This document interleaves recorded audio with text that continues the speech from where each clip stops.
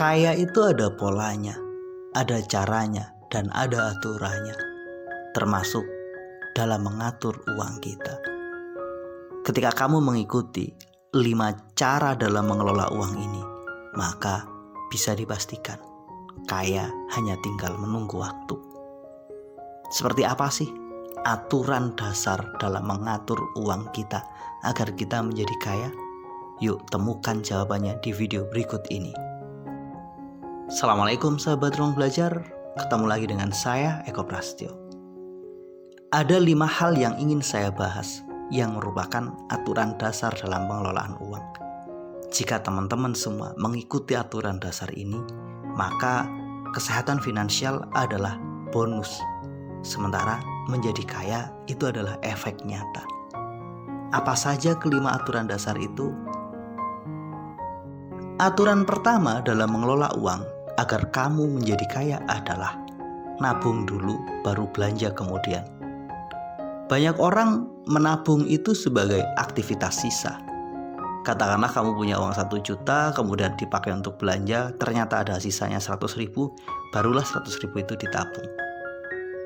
Namun kalau kamu mampu mengubahnya, nabung dulu baru belanja, ini akan membuat habit baru yang membuat kamu lebih produktif.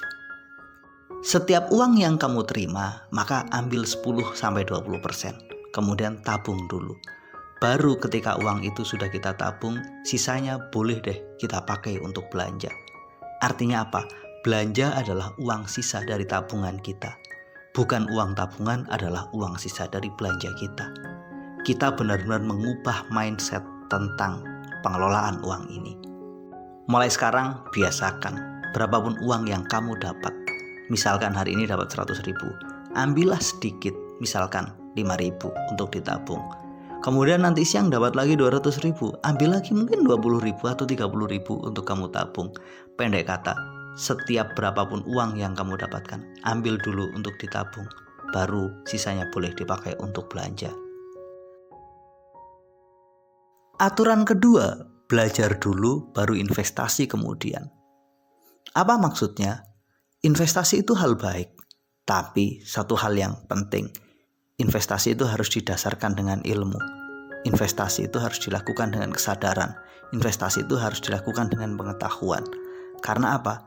Investasi itu punya resiko. Sebaik apapun sebuah investasi, jika kamu melakukannya tanpa ilmu, hanya modal ikut-ikutan, hanya katanya, maka ini bukan investasi. Ini adalah spekulasi. Jadi setiap keputusan investasi yang kita lakukan, pastikan kamu punya ilmunya. Pastikan kamu punya pengetahuan dan datanya. Jika kamu nggak punya itu semua, maka jangan pernah berinvestasi. Walaupun investasi itu hal baik, tapi jika kamu nggak punya ilmunya, ini akan tetap menjadi hal buruk. Oleh karena itu, aturan kedua ini sangat penting. Belajarlah dulu, baru kamu boleh deh investasi.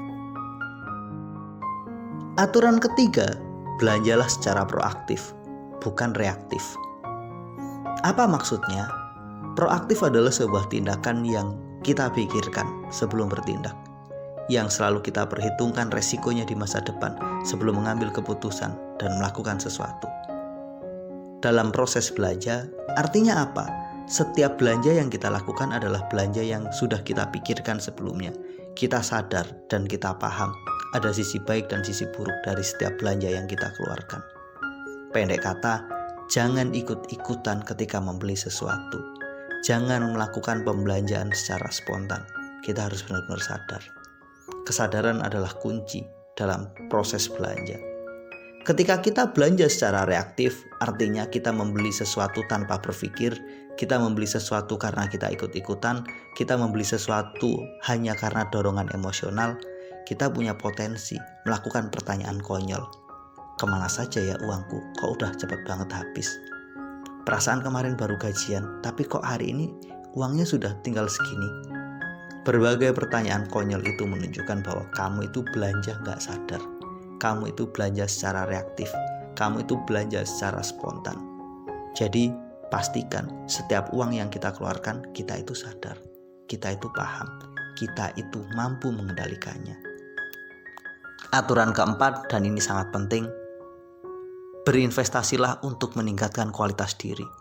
Kamu boleh menganggarkan uang berapapun nilainya untuk meningkatkan kualitas diri, untuk membeli buku, untuk ikut pelatihan, untuk mengikuti seminar, untuk sekolah, untuk belajar pada teman, atau untuk melakukan eksperimen, membeli benda-benda penting yang ketika kita membelinya itu akan bermanfaat untuk proses belajar kita, untuk proses riset kita, untuk proses peningkatan kualitas diri kita. Apapun itu, selama itu berdampak baik untuk peningkatan kualitas diri, maka lakukan dan dahulukan. Jika hari ini kamu belanja tas baru dengan harga 2 juta, pastikan kamu juga mengeluarkan uang yang sama sebesar 2 juta untuk apa? Meningkatkan kualitas dirimu.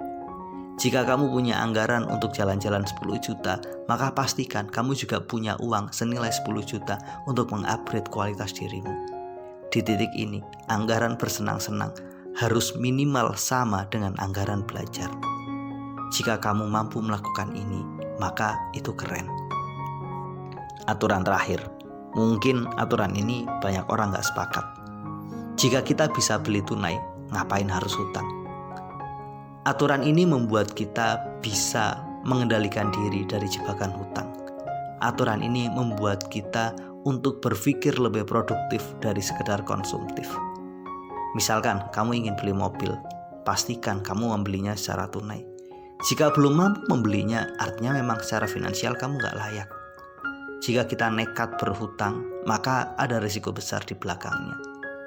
Pendek kata, pastikan dan biasakan untuk membeli hal-hal besar, hal-hal bernilai tinggi secara tunai, agar kita nggak mudah terjebak hutang.